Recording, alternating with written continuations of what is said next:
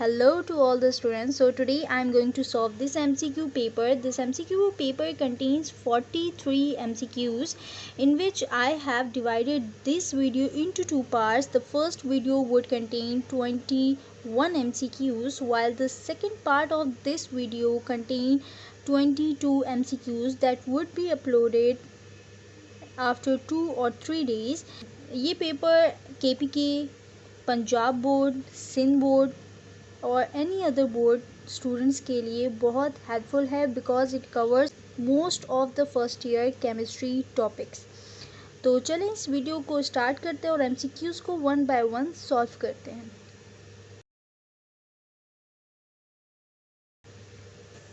तो first question हमारा ये कह रहा है that rain drop have spherical shape because a sphere has the least. It means के रेन ड्रॉप यानी जो बारिश का कतरा है जब वो गिरता है तो वो स्फेरिकल क्यों होता है। स्फेरिकल मीन्स वो गोल शेप में क्यों होता है। सो गोल शेप कैसी होती है, ऑफकोर्स इस तरीके से होती है। रेन ड्रॉप ऐसा क्यों होता है, हमने एक प्रॉपर्टी पढ़ी थी जिसे हम कहते हैं सरफेस टेंशन। तो उस सरफेस टेंशन की वजह से ये ड्रॉप स्फेरिकल होता है। उसमें ये कहा जाता है कि जो सरफेस पे मॉलिक्यूल्स होते हैं वो लीस्ट से लीस्ट एरिया कवर करने की कोशिश करते हैं और सारी फोर्सेस क्या होती है, बिल्कुल अंदर की तरफ होती है। जो सरफेस पे मॉलिक्यूल्स होते हैं उन सब की फोर्सेस क्या होती है, टूवर्ड्स द सेंटर होने की वजह से वो सबसे लीस्ट वॉल्यूम कवर कर लेते हैं, जिसकी वजह से जो ड्रॉप है वो स्फेरिकल हो जाता है। So the answer would be volume नहीं होगा, एरिया नहीं होगा, लेंथ नहीं होगा, बल्कि सरफेस टू वॉल्यूम रेशियो होगा। ओके अब हम जाते हैं क्वेश्चन नंबर 2 पे जो कहता है the quantities relationship between the substances according to balance equation describes.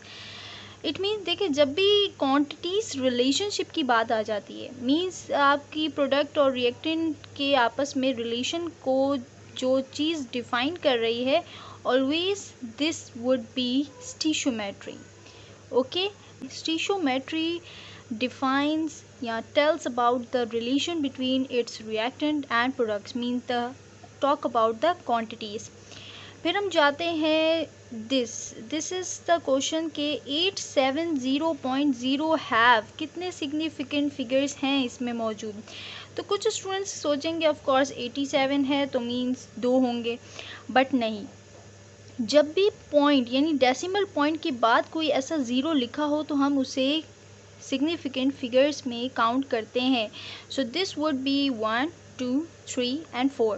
So 4 significant figures are there. Okay अब हम जाते हैं MCQ नंबर 4 पे that says the number of orbitals in a shell can be determined by the formula. अब आपको वो formula बताना है, इनमें से सेलेक्ट करना है जिसके अकॉर्डिंग हम नंबर ऑफ ऑर्बिटल्स एक एक शेल में काउंट कर सकें। तो ज़रा मुश्किल हो जाता है काउंट करना, तो चले काउंट करते हैं। तो हमारे पास ये सारे फार्मूले मौजूद हैं जिसमें से हमें एक सेलेक्ट करना है। क्योंकि फर्स्ट शेल की बात करते हैं तो हम यही वाला फार्मूला यूज़ करते हैं। अब n² होगा तो कैसे होगा, तो चलें देखते हैं। क्योंकि ये फर्स्ट शेल है तो हम n की जगह लगा देते हैं 1 और स्क्वायर किया तो ऑफ कोर्स 1 आएगा। अब 1 किसको डिफाइन कर रहा है, यहाँ पे पूछा नंबर ऑफ ऑर्बिटल्स। क्योंकि K शेल में हमेशा 2 इलेक्ट्रॉन्स होते हैं, तो 2 इलेक्ट्रॉन्स की बात हो रही है, सो मीन्स 1s2 की बात हो रही है। तो S क्या होता है, S के अंदर जो ऑर्बिटल्स होते हैं वो 1 होता है। तो ये डेफिनेटली इसको बता रहा है कि हाँ इसके अंदर एक ऑर्बिटल मौजूद है, यानी p ऑर्बिटल नहीं है। फिर हम चलो मज़ीद इसको डिफ़ाइन करते हैं। यहाँ पे लिखा हुआ है सेकेंड शेल में कितने होंगे, इसी सेम फार्मूले को लेते हैं हम n²। अब यहाँ पे 2 लगा देंगे क्योंकि हम सेकेंड शेल की बात कर रहे हैं। 2 2 होता है 4। अब देखो 4 कहाँ से आया, तो मैं आपको बताती हूँ डैट जब हम इलेक्ट्रॉनिक कॉन्फ़िगरेशन लिखते तो हम लिखते हैं 1s2 2s2 2p6। So we are talking about ये जो 2 है ये है सेकेंड शेल। तो ये देखें यहाँ पे S के पास कितने ऑर्बिटल्स होते हैं, ऑफ कोर्स एक स्फेरिकल 1 ऑर्बिटल होता है। P के पास हमारे 3 ऑर्बिटल्स होते हैं।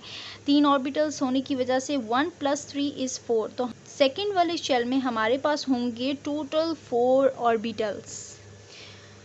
तो देखिए आ गया ना आंसर कि सेकंड वाले शेल में हमारे पास होंगे 4 ऑर्बिटल्स। यानी इलेक्ट्रॉनिक कॉन्फ़िगरेशन को देखते हुए भी आप बता सकते हो। तो ये वाला formula like n square is the formula for the number of orbitals in a shell। बाकी जो formulas हैं वो किसी orbitals के number of electrons का भी define करने के लिए यूज़ होते हैं और एक्सेट्रा एक्सेट्रा। ठीक है, अब हम फिफ्थ वाले एमसीक्यूज़ में जाते हैं। सो इट सेज कि हमारे पास S-2 लिखा हुआ है और जिसका एटॉमिक नंबर भी हमें 16 गिवन है, यानी एक आयन गिवन है सल्फ़र का और उसका एटॉमिक नंबर हमें गिवन है 16। और अब हमने इनमें से सेलेक्ट करना है कि कौन इसका आइसो इलेक्ट्रॉनिक है। आइसो इलेक्ट्रॉनिक का मीन्स होता है कि आपको वो नंबर सेलेक्ट करना है जिसमें इसके जितने इलेक्ट्रॉन्स मौजूद हों। तो चलें देखते हैं। तो मैंने आपके लिए यहाँ पे सॉल्व किया है एमसीक्यूज़ नंबर 5। तो यहाँ पर आपको मैंने डिटेल में बताया है कि sulphur with in -2 charge, sulphur के पास कितने इलेक्ट्रॉन्स थे? 16। Okay, according to this paper MCQs number 5 में देखें तो Z हमारे पास एटॉमिक नंबर 16 लिखा हुआ है। तो 16 एमसीक्यूज़ में आपने -2 का मतलब है 2 इलेक्ट्रॉन्स को ऐड किया, तो +2 जब हम 16 में करेंगे सो इट इज़ क्या? 18। तो अब यहाँ पे देखिए इलेक्ट्रॉनिक कॉन्फ़िगरेशन बनाया तो ये टोटल कितने बन रहे हैं इलेक्ट्रॉन्स? 18। अब आपको इन सब ऑप्शंस में देखना है कि किसके पास 18 आफ्टर लॉस और गेन बन रहा है।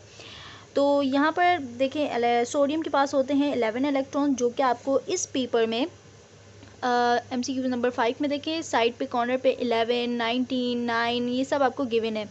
ओके, तो यहाँ पे देखें 11 वैसे इसके पास सोडियम के पास इलेक्ट्रॉन्स थे, but after loss of +1 means -1 electron का लॉस के बाद इसकी कॉन्फ़िगरेशन कुछ इस तरह हो जाती है, क्योंकि अब इसके पास है ओवरऑल 10 इलेक्ट्रॉन्स, तो 10 इलेक्ट्रॉन की कॉन्फ़िगरेशन ये हो जाएगी। देन पोटेशियम के पास ओवरऑल 19 इलेक्ट्रॉन्स होते हैं, जिसकी after the loss of 1 electron electronic configuration इस तरह की मींस 18 इलेक्ट्रॉन्स हो जाएंगे।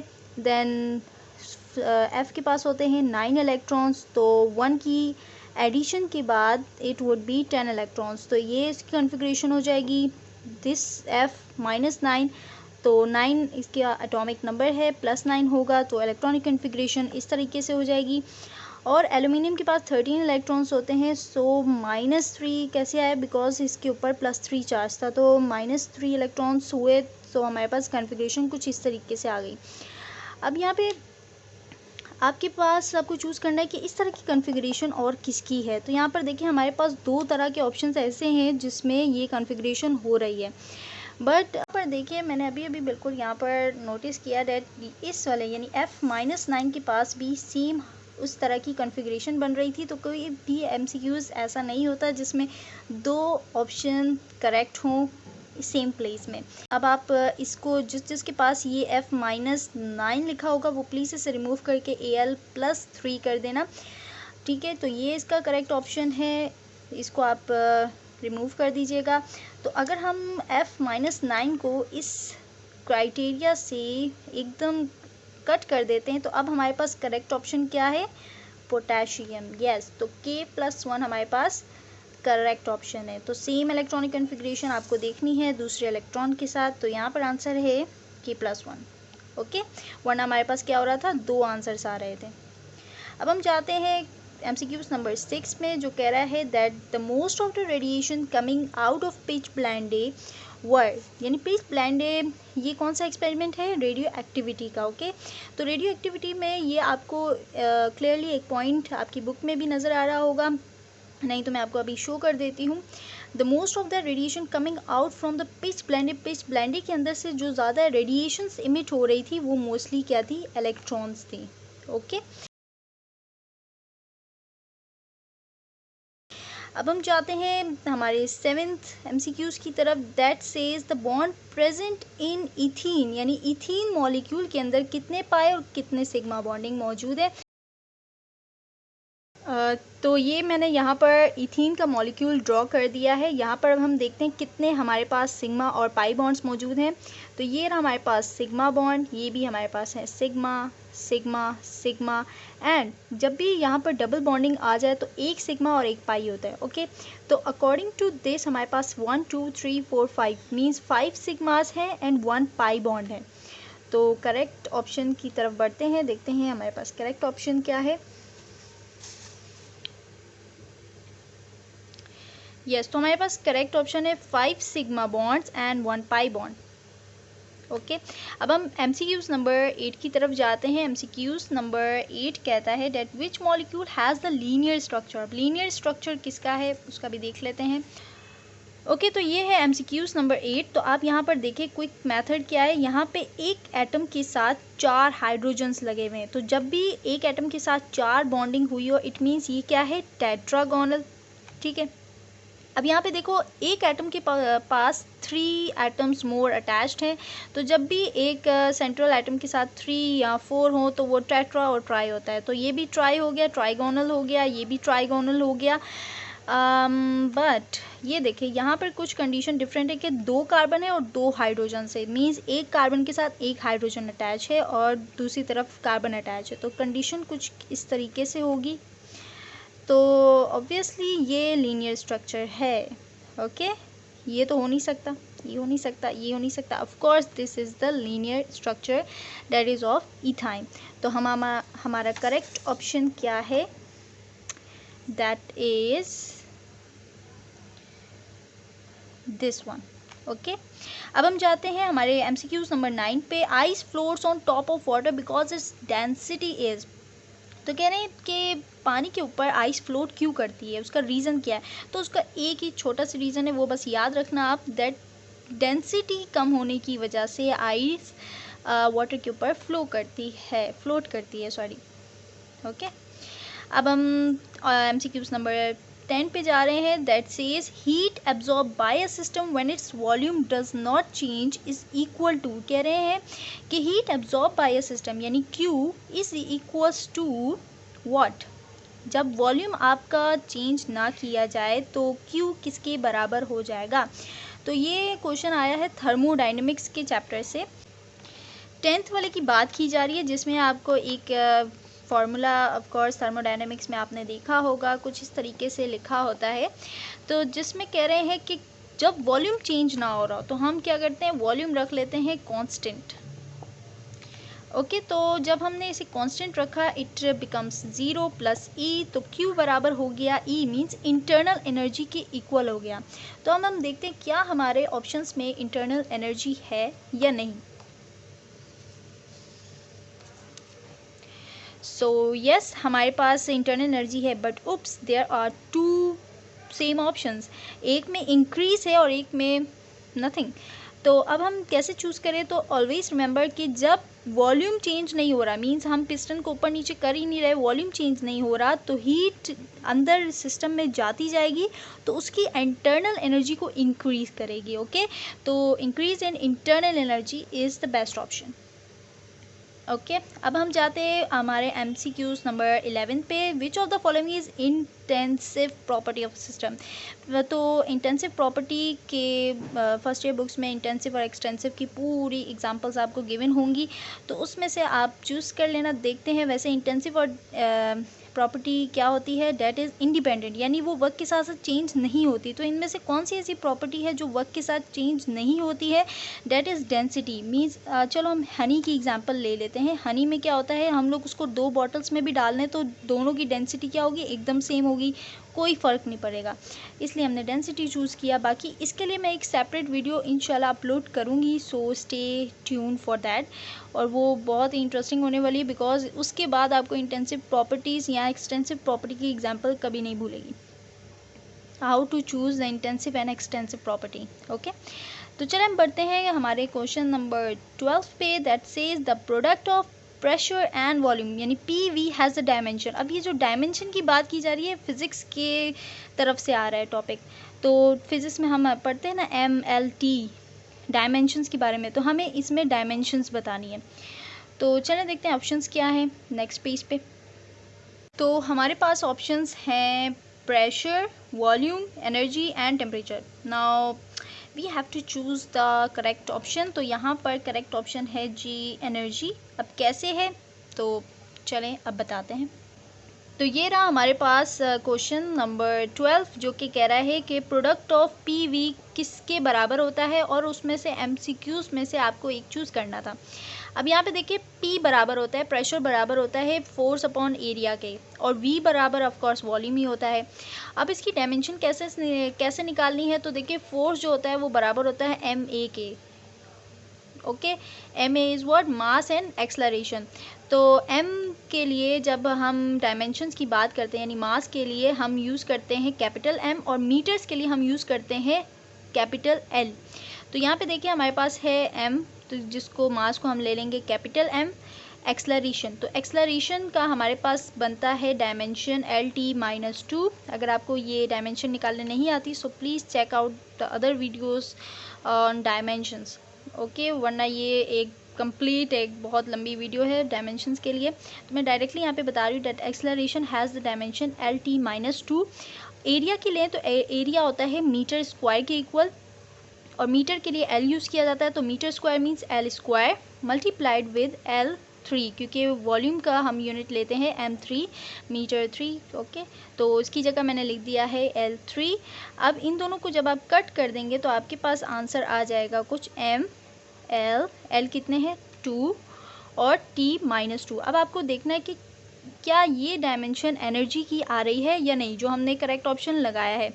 तो लेट्स सी हियर, तो यहाँ पे देखते हैं that energy has the formula of half mv², जिसमें से 1/2 या कोई भी ऐसी 1-2 वैल्यूज़ होती है उनको निगलेक्ट कर दिया जाता है। तो mv² को ले लेंगे, तो m की जगह हम लगाएंगे कैपिटल M। v हमारे पास डायमेंशन होती है LT-1 के साथ और स्क्वायर बाहर है, सो m l से स्क्वायर मल्टीप्लाई होगा तो L², देन 1 2 2।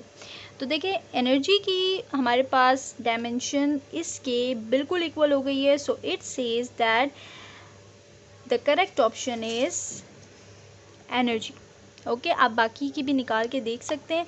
देखिए टी की तो ऑफ कोर्स टी ही रहेगी, वी की ऑफ कोर्स L³ रहेगी, और प्रेशर की आप जैसे हमने यहाँ पे निकाली भी है तो ऑफ कोर्स प्रेशर की हमारे पास ये आ रही है तो यही आएगी, ऑफ कोर्स इक्वल नहीं होगा, so the correct option is energy. फिर हम जाते हैं 13th MCQs की तरफ, जो कह रहा है that for the reaction of this the relationship between KC and KP। KC और KP के रिलेशन बतानी है। बहुत ही ईजी मेथड मैं आपको बता रही हूँ, आपको इन दोनों में से चूज़ करना है product side. Of course product side आपकी ये वाली साइड है, ये P साइड है, ये R साइड है।